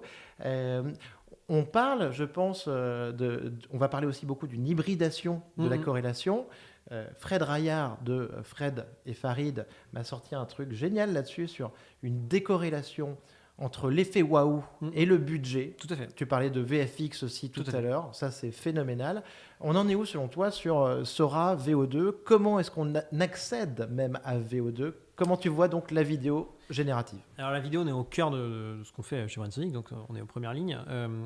Alors, Sora, modèle d'OpenIA, longtemps teasé, un peu décevant une fois que c'était sorti, mais sur le process d'utilisation qui est assez intéressant. Le VO2, donc c'est la même chose chez Google. Et en fait, il s'accède par notamment une plateforme qui s'appelle FreePic, qui a racheté Magnifique.ai par ailleurs. Donc FreePic est une sorte de tout en un de l'IA, etc. Je l'appelle à chaque fois le combi magnétoscope TV, mais il est quand même mais c'est très bien. Très riche. Très riche, très bien, bien pensé, bonne nuit. Moi, personnellement, c'est peut-être mon outil très bien. phare que j'utilise le plus.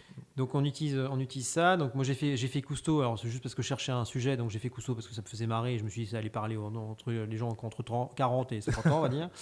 Et en fait les rendus sont fous. Les rendus sont imparfaits, mais les rendus sont fous. Et le temps, j'ai fait ça sur une journée en faisant autre chose, quoi.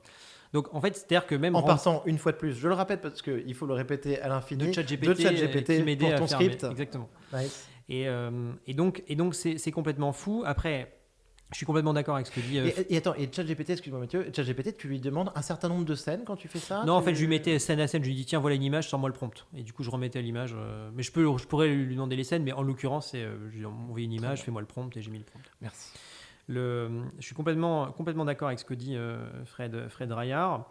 La notion de décorrélation, de toute façon, elle est valable pour tout. Aujourd'hui, tu prends un Wix, tu es un coiffeur, tu as ton site pour 600 €. Donc en fait, alors qu'il y a 10 ans, c'était pas possible. Bien sûr. Donc en fait, c'est juste qu'il y avait des médias qui semblaient intouchables, et en fait aujourd'hui, ils sont touchables. Donc ce qui va se passer... La musique avec Suno. Exactement. Ce qui va se passer... Enfin, je veux dire, aujourd'hui, Angèle, par exemple, elle faisait ses musiques au début dans sa chambre avec son Mac. Donc elle s'est jouée le piano, elle est hyper talentueuse, mais globalement, elle était en circuit ultra court. Ce qui va se passer globalement, c'est que l'IA, ça marche très fort pour les gens qui sont sous contrainte. C'est-à-dire que plus tu as de contraintes, plus tu as besoin d'utiliser l'IA parce qu'il faut faire beaucoup avec des moyens limités. Quand tu n'as pas de problème d'argent, de temps, des équipes partout, pourquoi te faire suer à faire de l'IA générative ? Donc qui va commencer à faire des productions hollywoodiennes ? C'est les gens qui sont sous contrainte. Donc c'est les gens qui n'ont pas trop de budget. C'est les gens, ou alors qui veulent très fortement expérimenter. Et je disais en blaguant, l'autre jour j'étais à l'hôtel, il y avait, je sais plus, WF qui passait, puis il y avait toutes les pubs un peu rincées, faites avec PowerPoint. Mais quand on va voir des gens qui avaient des budgets de cette nature-là, qui vont commencer à sortir des trucs de fou, en fait ça va perturber, parce que pourquoi des gens qui étaient habitués à avoir des tout petits budgets et des pubs un peu moyens vont même eux arriver à avoir des productions complètement folles. J'adore ta notion de contrainte, et tu as raison, même dans un prompt. Fixer des contraintes, c'est important, donc c'est valable à tous les niveaux. Et tu as raison, on a eu la campagne Coca-Cola de Noël qui a été faite avec l'IA. Ouais. On a récemment, là, cette semaine, il y a une sorte de pub pour Tahiti Douche, hyper rafraîchissante, un roller coaster fruité, un grand 8 fruité, fait avec donc Agent, des keyframes, et c'est extraordinaire. Et là, on sent la contrainte. Ouais. On dit qu'on a gagné peut-être 4 mois et 100 000 $, mais le résultat, il est waouh. Il est super et cette marque, moi, je ne la connaissais pas, mais imaginez des grandes marques qui se saisiraient de ça, c'est génial. Et donc ça, parce que des spots de pub, ça coûte quand même très très cher. Donc en fait, et puis aussi il y a des gens, ils sont contents de faire leur spot de pub et ça changera pas. Mais c'est-à-dire qu'il va y avoir une sorte de rééquilibrage. Les gens qui pouvaient pas faire grand-chose parce qu'ils étaient contraints vont pouvoir faire plus de choses. Et les gens qui mettaient ou qui acceptaient de mettre plein d'argent vont peut-être se dire qu'on va peut-être hybrider. Peut-être que par rapport à ton investissement média, tu vas peut-être pouvoir avoir un truc vachement bien, moins cher et du coup remettre ton argent en média. Donc il y a ça, c'est plein de fou choses. Parce que ça veut dire que, en fait, si on pousse le raisonnement, la petite marque, tu vois, la petite DNVB qui sort sur le marché, tu vois, en étant très smart, elle peut arriver avec une campagne de com effet bazooka, quoi, tu vois. Et puis, en fait, là, les gens vont monter en compétences, mais on va avoir des gens qui seront très pluricompétents. Tu prends un mec comme Gilles Guiraz ou Jérôme Alizard, tu vois, ces gens, ils touchent à tout. Donc, en fait, ils ont une vision d'ensemble. Donc, en fait, eux-mêmes peuvent produire un asset complet, hyper spectaculaire, et ils sont tout seuls. Donc en fait, ça va bouleverser mécaniquement les équations. En plus, on est quand même dans une tendance où les budgets sont plutôt à la baisse qu'à la hausse. Tu me permets de lancer un sujet intéressant par rapport à ça. Je présente tout le temps, moi, une pub que tu as vu passer, une pub fictive pour Volvo. Oui. Donc elle est sortie il y a un an et sur Twitter. Et la personne nous dit je l'ai faite en 24 heures avec Runway. Tu sors ça. Quand je les montre à nos amis de la pub, ils me disent ça serait $800,000 à $1 million. Et là, il te dit en 24 heures. Et en fait, ce qui est fou, c'est que cette pub, en fait, moi, je pourrais faire n'importe quel plan de ce film publicitaire. Mais la personne qui fait ça, il est réalisateur publicitaire depuis 15 ans. Et là, en fait, on voit que quand tu as un petit peu d'expertise dans un métier, si tu ajoutes l'IA là-dessus, tu vas hyper loin. Ça reste un truc d'expertise. Moi, depuis le départ, j'ai toujours dit, l'IA, c'est un truc d'expert. C'est-à-dire que les gens, c'est pas péjoratif, mais il y a des gens qui peuvent progresser, mais tu ne t'improvises pas créatif. Tu ne t'improvises pas réalisateur. En fait, il y a quand même des fondamentaux qui fait qu'entre deux trucs visuels, il y en a un qui va être plus intéressant que l'autre parce qu'il y a un regard créa. Et ça, c'était vrai avant. C'est juste l'IA, c'est juste un accélérateur de gens qui avaient déjà un talent avant. Donc pourquoi ce que fait Gilles, c'est mieux que moi, c'est qu'en fait Gilles, c'est son métier. Et en fait, c'est tout à fait ok. C'est normal et c'est d'ailleurs très rassurant. Évidemment, c'est rassurant pour toutes les expertises, tous les métiers, toutes les personnes qu'on peut croiser. Donc ça reste un sujet d'expert. Les gens chez nous qui sont très bons en édito, ils sont très bons en édito et en IA parce qu'en fait, ils savent ce qu'ils veulent atteindre avec de l'IA. Ils ne subissent pas le système. Ce qui est un peu le risque, mais ça, je pense que ça ne va pas durer longtemps. Ça va s'innuer. Mathieu, le sujet du moment, le vibe coding.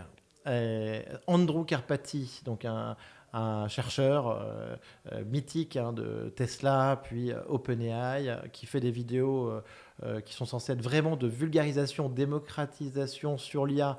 En vrai, il faut quand même s'accrocher, mais c'est super. Il nous a parlé de vibe coding en disant que on arrive à un nouveau phénomène qui correspond un peu à la sortie des modèles surpuissants, Grok 3, Claude 3.7, les nouvelles générations de modèles.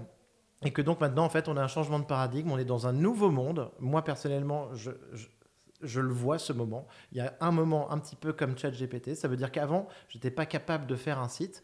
Aujourd'hui, avec Claude, Grok et un IDE dont on parlait tout à l'heure, et que ce soit Bolt, Lovable, Cursor ou Replit, qui est moi l'outil que j'utilise le plus, je fais un prompt donc dans Grok 3, je lui demande les spécifications d'un site, d'une application, et Replit me le fait. Je regarde à quoi ça ressemble, je me pose, je me fais un café, je fais 2-3 petits retours, et j'avance comme ça. Mon ami Rafik Smati, que j'ai reçu ici, extraordinaire, je lui montre ça, et il me dit « T'as utilisé quoi comme langage de programmation ?» Et je lui réponds « Mais Rafik, j'en sais rien. » Et je m'en fous, je veux surtout pas savoir. Ouais. En fait, parce que d'une certaine manière, on se détache maintenant de ce langage, mais tu me disais, il faut une logique. Mathieu, t'es comment toi Toi, t'es un peu un vibe codeur aussi. Comment est-ce que tu vois ça ?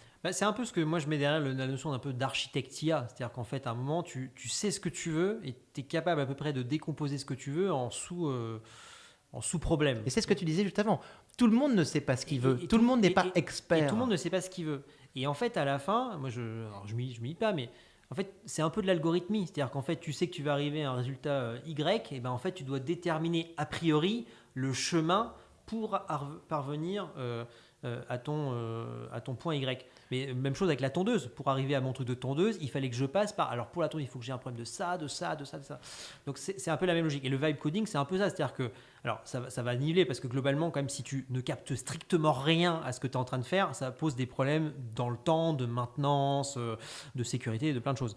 Mais globalement, moi je code beaucoup en Python en ce moment, notamment, alors que pour le coup, c'est un des langages que je n'avais pas appris. Mais je sais lire du code, donc, mais je ne l'ai pas appris. Mais par contre, je fais un tas de trucs, notamment en Python avec ChatGPT, qui me font gagner un tas de temps. Je me crée des automatisations. Dès qu'il y a des trucs un peu longs à faire de traitement de données massives, en fait, j'y vais en Python. Parce qu'aujourd'hui, je prompte fonctionnellement mon besoin. Je branche ChatGPT en desktop à mon terminal pour exécuter mes scripts en Python. C'est parti. Et si j'ai une erreur, je dis il y a une erreur, il s'est passé quoi, il faut télécharger ça, ok, c'est parti, fais-le. Et donc en fait, je pilote un exécutant, mais pour obtenir ce que je veux. Donc je suis capable de challenger ce qu'il fait. C'est bien, c'est pas bien, nanana. Et donc par empirisme, j'évolue. Donc c'est un peu ça aussi le vibe coding, c'est je sais ce que je veux et je vais piloter des systèmes qui vont coder pour moi pour le faire. On a aussi quand même une petite idée de est-ce que c'est possible ou pas, tu vois ce que je veux dire, et de est-ce que ces outils sont bien ou pas. Et là, on les a mentionnés, hein, les Lovable, Bolt, Replit, Cursor, Grok, Claude. On est sur des outils connus qui sont quand même surpuissants. Oui, et puis en plus, moi, je suis assez lucide. C'est-à-dire qu'en fait, là, aujourd'hui, il y a un outil qui fait ça, du coup, l'autre le réplique. Mais à la fin, en fait, c'est la philosophie générale. La philosophie générale, c'est que tu vas avoir besoin de prompter un ou n outils, ce que tu veux. En langage naturel. Et la machine le fera. Que ce soit OpenIA, Adobe, Microsoft, c'est ça le futur de la manière de faire. Et donc, c'est pour ça qu'il faut plutôt avoir une logique de savoir ce que l'on veut et donc d'être expert. Parce que si tu n'es pas expert, tu ne sais pas ce que tu veux. Donc, tu n'es pas capable même d'assister la machine pour l'aider à aboutir à ce que tu veux. Si on prend un mec comme Levelcio qui code de ouf en IA. Parlons-en. Qui a fait un Flight Simulator avec Grok 3 notamment. Qu'il a déjà réussi à monétiser remarquablement. Oui. Il doit être à $67 000 mensuels de MRR, donc de revenus mensuels récurrents, en vendant des petits ballons, des petits nuages ou des avions à des marques. C'est un peu comme le truc, le One Pixel, où tu achètes des pixels malin. Mais il est malin, le Levelcio. Mais c'est hyper fort, c'est-à-dire qu'en fait, mais il savait ce qu'il fait. Il voulait, je vais refaire un Flight Simulator avec du WebSocket et les gens vont se connecter, machin. Donc en fait, il est capable de challenger parce qu'il est très technique. Mais donc, c'est un codeur, mais en fait, c'est un architecte. Et donc, c'est pour ça que moi, j'utilise souvent cette notion parce qu'en fait, ça peut être du code, mais ça peut être même un processus de créa vidéo. En fait, on reste dans l'imbrication et tu pilotes des outils pour obtenir ce que tu veux. Tu as des caricatures, je vais essayer de faire un post là-dessus, tu as des caricatures marrantes sur X, sur Twitter, du vibe codeur, tu vois, où tu avais une personne comme ça, tu sais, il y a un mec qui travaille dans la production musicale, qui a une barbe blanche, des cheveux blancs, enfin, il est assez connu. Rick Rubin. Rick Rubin, merci beaucoup Mathieu. Producteur de Metallica et de... T'es bien plus calé que moi. Sur Death Magnetic notamment. Et donc ce Rick Rubin, il est légendaire parce que Rick Rubin, il connaît pas une note de solfège, mais apparemment il a un goût, il a un taste incroyable, ce qui lui permet de travailler avec les plus grands et d'être une légende. Ouais. Et c'est un peu le vibe codeur ultime dans la musique, en tout cas avec son goût. Et là, en fait, on a l'impression qu'on va avoir ça qui va arriver avec deux notions, le goût, le taste, et ce qu'on appelle en ce moment l'agency. Ouais. En fait, agency, je sais pas vraiment comment le traduire, mais un peu ton envie, quoi. Et tu parlais un petit peu de cet algorithmie IA, de ce vers quoi, ce que tu veux demander, être capable de demander quelque chose. Mais moi, j'utilise un peu le terme aussi de showrunner pour reprendre un terme issu de la télé. Bien. C'est-à-dire que le showrunner, potentiellement, il écrit la série, peut-être il réalise les premiers épisodes, et après, il supervise pour que globalement, le système marche, soit cohérent par rapport à la vision initiale. Et après, il peut faire rentrer d'autres gens pour écrire, scénariser, mais globalement, tu as le là qui est maintenu. Un peu un chef d'orchestre, tu vois. Mais dans l'IA, c'est un peu ça. C'est-à-dire que tu as un showrunner IA qui dit « Ok, donc j'ai fait un peu les premiers trucs, mais après, hop, tu fais rentrer des gens ou des systèmes, mais tu garantis l'intégrité parce que la vision, elle est chez le showrunner. » Donc, tout ça est assez proche, hein, l'architecte, le showrunner. Bien sûr. Tout ça, ça tourne autour des mêmes, mais on voit bien quand même qu'il y a un truc qui se crée par là sur des nouvelles skills, des nouveaux besoins par rapport au monde dans lequel on va. Et à un niveau méta sur la compétence. Un peu, ouais. Un peu marrant, mais... Mathieu, petite question sur aujourd'hui, on parle beaucoup de la voix et de l'IA. Donc, cette semaine, la semaine dernière, on a une petite révolution. On parle encore d'un moment de ChatGPT, le nouveau, sur l'interaction vocale avec un outil qui s'appelle Sésame, créé par un des cofondateurs de Oculus, Brendan Iribe. Donc, Sésame, je l'ai testé hier, c'est disponible qu'en anglais. Oui. Pourtant, Dieu sait qu'on adore les Français, qu'on adore QTI, mais Sésame, je l'ai testé hier. J'adore le mode interactif vocal avancé de ChatGPT.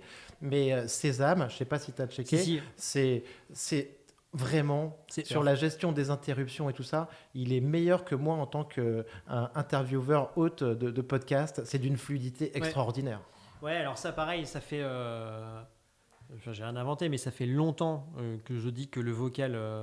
Et je suis d'ailleurs un peu surpris parce qu'il n'y a pas tant que ça de choses qui sortent. Alors, nous, on va faire des annonces la semaine prochaine ou la semaine d'après sur justement des assistants vocaux pour certains métiers.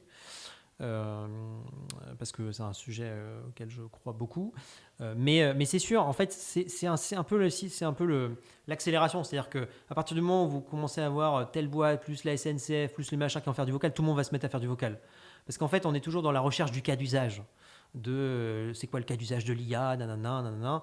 Donc en fait, il y a un effet d'entraînement, ce qui fait que plus de gens vont faire de vocal, plus ça va s'accélérer sur le vocal. Mais toi, tu promptes en vocal. Bah, je prompte en vocal. Ouais. On se fait appeler de plus en plus par les IA aussi au téléphone, hein, et ça, c'est un problème de temps en temps. Oui, ou même dans certains. J'avais vu un reportage là dans un service je crois, de gynécologie où en fait il y avait c'était une boîte française d'ailleurs, j'ai plus le nom, mais il y avait les assistants vocaux en fait suppléaient la personne la secrétaire. Et en fait la secrétaire était très contente parce qu'elle dit en fait pendant que ça prend les appels, ça trie, moi je fais un travail. Donc en fait c'était vraiment en complément. Trop souvent on veut remplacer ou opposer ou c'est forcément destructeur, alors qu'en fait c'est un peu de la cobotique quoi. Ça vient se foutre à côté pour aider. Mathieu, 2 petits sujets vraiment en mode échange rapide parce qu'on dépasse sur notre heure de footing pour nos auditeurs qu'on adore et voilà. Deep Research, oui. OpenAI, tu as été bluffé? Oui, ça fait partie des choses que j'utilise beaucoup. Alors j'étais bluffé parce que le Deep Research de Gemini. Et en fait, donc j'utilise maintenant le Deep Research de OpenAI et encore plus bluffant. Et en fait, il y a un grand canyon d'écart. Immense. C'est un grand canyon d'écart. Donc on applique le raisonnement à cette recherche. Et ça, c'est fou. Le raisonnement est fou et surtout le narratif du résultat est dingue. C'est-à-dire qu'en fait, ça pourrait être écrit par des gens. C'est ça qui est fou. C'est-à-dire que c'est intelligent dans la restitution écrite. On parle d'un des premiers agents verticalisés les plus aboutis. Ouais. Sam Altman a même dit peut-être potentiellement remplacer quelques points de PIB mondial parce que la recherche est une activité professionnelle. C'est fou. Donc là, nous, on l'utilise modestement, notamment pour tout ce qui va être planning stratégique. Quand on a besoin d'avoir une empreinte rapide sur une marque ou une problématique... On gagne des heures et de qualité. Bah alors, on gagne des jours. Des jours, même. T'as raison. Là, on a regardé un peu là, sur un projet très concret. Je pense qu'arriver au même résultat, il fallait 4 jours. Mais ça, j'avais une vidéo hyper intéressante là-dessus d'un chercheur français chez OpenAI, Sébastien Bubec. Tu sais, il disait, et merci d'avoir précisé sur les jours, et il disait, AGI, ça va se passer comme ça. En fait, est-ce que ChatGPT peut faire des tâches que je vais faire qui vont prendre quelques minutes puis des tâches qui vont me prendre quelques heures, puis des tâches qui me prendraient normalement quelques jours. Ouais. Et en fait, tu vois, le plus loin on va comme ça, plus on va aller vers AGI, vers une intelligence artificielle générale et autonome. Quoi. Mais ça, en fait, ça décale, en fait, ça ne remplace pas les gens. Parce que si on prend prenons l'exemple du planning stratégique. Alors, ce n'est pas mon métier, donc il y a peut-être des approximations, mais...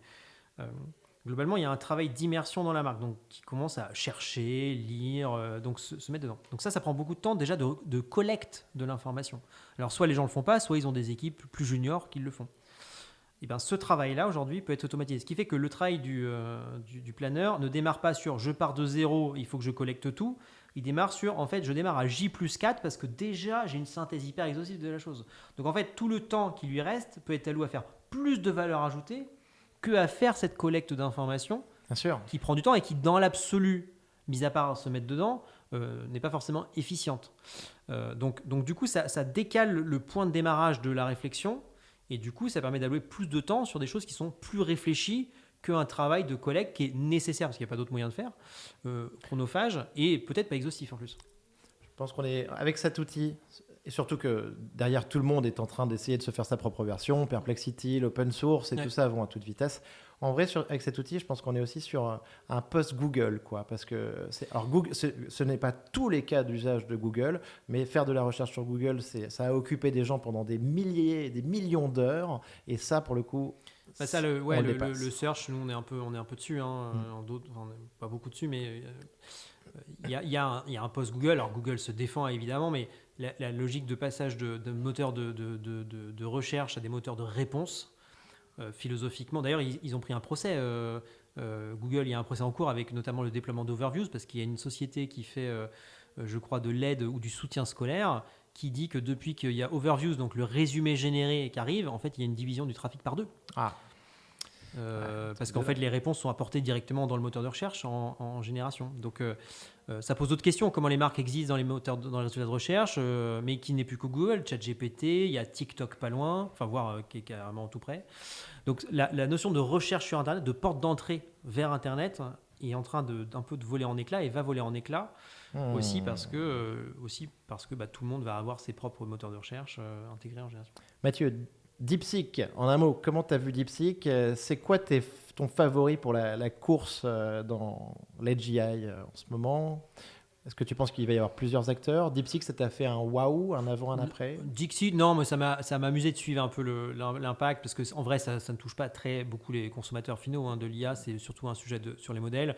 Alors DeepSeek, c'était donc le ChatGPT chinois, qui est la deuxième application IA la plus utilisée au monde. Alors pourquoi ? C'est que ChatGPT est interdit en Chine, donc forcément c'est DeepSeek utilisé en Chine, donc ramené au volume de personnes, il y a énormément d'utilisation.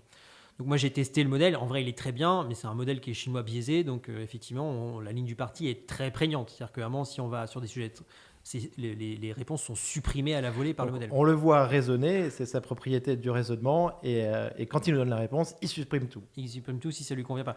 Donc c'est intéressant, c'est open source, donc je sais que tout le monde qui fait des modèles de fondation a pris le meilleur de ce qu'il y avait à prendre de la recherche de DeepSeek pour le réappliquer dans ses modèles. C'était Arthur Mensch qui en parlait justement. Donc après, moi, je n'utilise pas DeepSeek spécialement. Enfin, je n'utilise pas d'ailleurs du tout.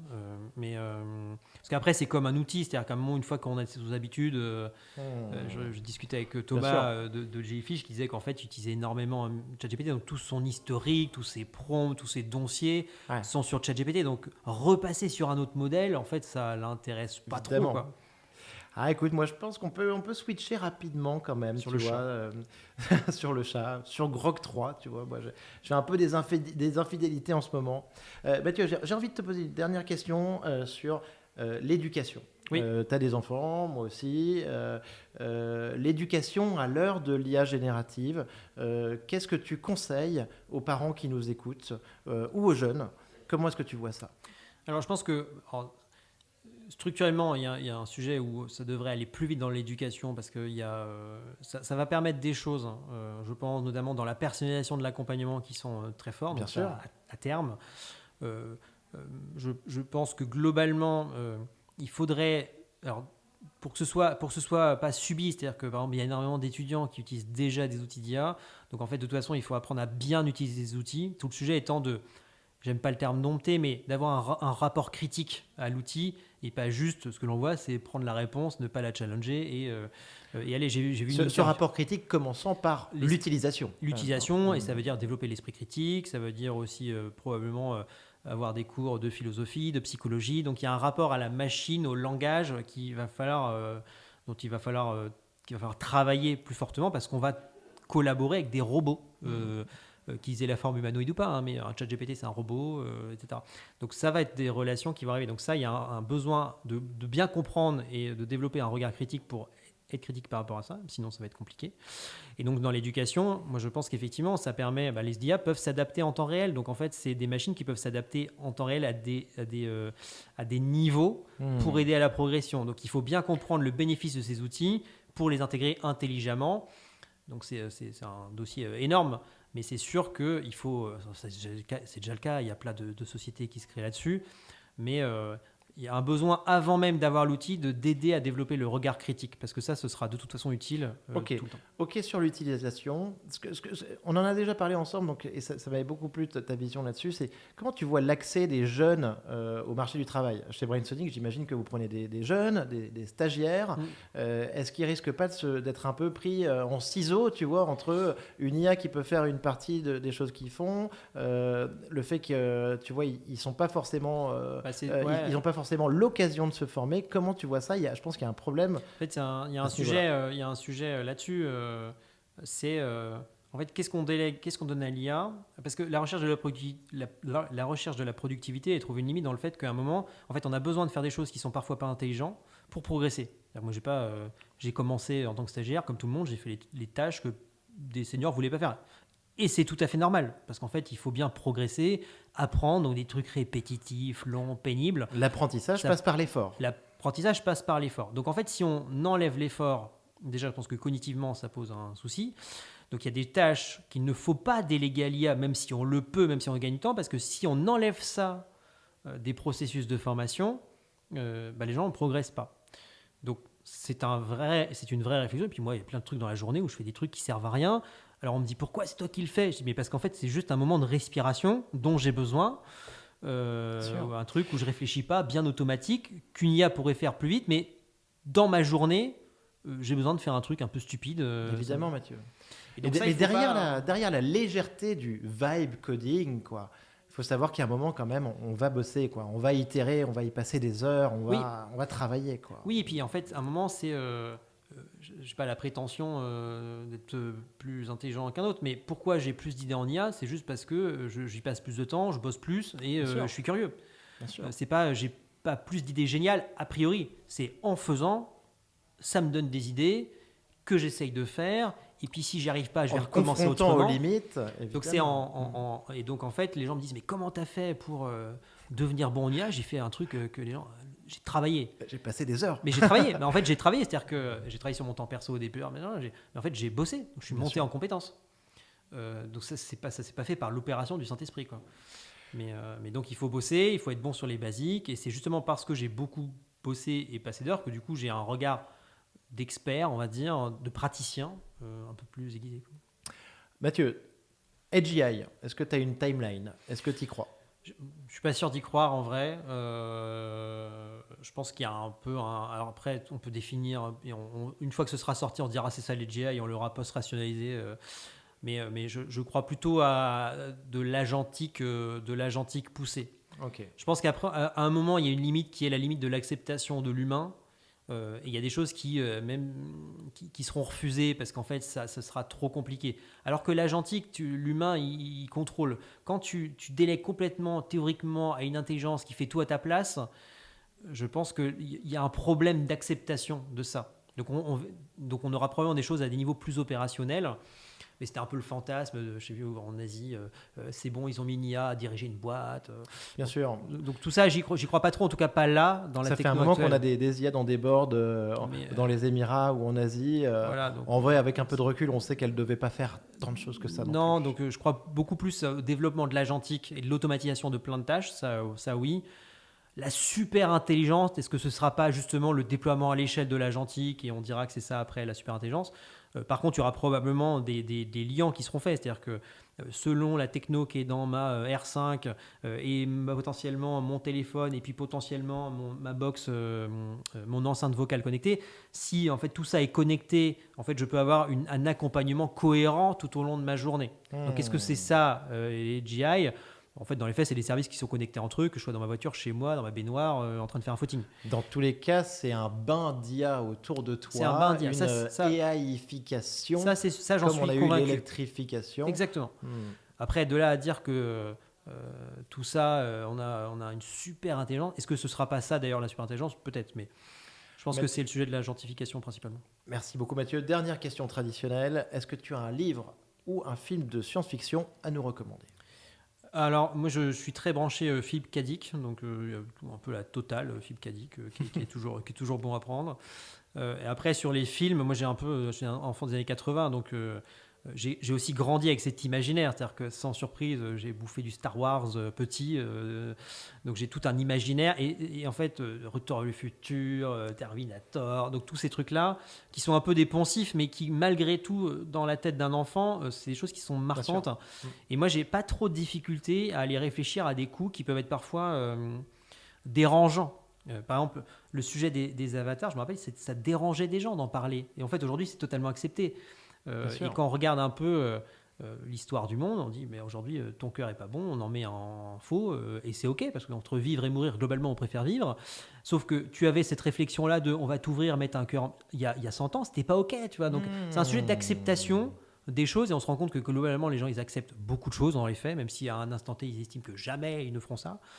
Donc ça, et pour avoir cette capacité de penser un peu à un billard à 2 ou 3 bandes, en fait, d'avoir un peu une culture ou une appétence à la science-fiction, ça aide en fait à penser des choses qui peuvent paraître à un instant T complètement farfelues. Donc ça, j'ai toujours bien aimé, mais sinon, je dirais les grands classiques que tout le monde connaît. Merci beaucoup Mathieu. Merci, on Nico. s'est éclaté, épisode hyper riche. On essaiera d'en refaire un, tu vois, peut-être, je sais pas, dans un an, ça sera marrant de faire un an plus tard, parce que ça va tellement vite. On s'est planté. Mathieu, en tout cas, je tiens à te remercier, c'était génial. Je tiens à remercier aussi nos auditeurs pour leur fidélité extraordinaire. N'hésitez pas à venir nous voir au Meetup Comptoiria. On va en faire un fin mars. On a décalé celui de février. Fin mars, on va le faire. À pinguer Mathieu pour tous vos projets, pour vos demandes de conseils, d'astuces, ou en tout cas à me pinguer moi. C'est avec grand plaisir. On a cité pas mal de personnes, tout un réseau d'amis, cette communauté de l'IA générative qu'on a un petit peu autour de nous, qui, goutte à goutte, en fait, est là aussi pour évangéliser. Je pense que c'est hyper important en France sur ce sujet qu'on doit pratiquer le plus possible. Tout à fait. Merci à tout le monde et puis merci pour l'invitation. C'était génial. Merci Mathieu. Ciao. Salut. Bravo, vous avez écouté cet épisode de Comptoiria jusqu'au bout. Pour me soutenir, merci de le partager à 2 amis ou de le relayer sur les réseaux sociaux et de le noter 5 étoiles avec un commentaire sur Spotify ou Apple Podcast. Pour finir, si vous voulez échanger sur l'IA générative et ses applications, contactez-moi directement sur LinkedIn ou venez simplement au meet-up mensuel Comptoiria. À bientôt.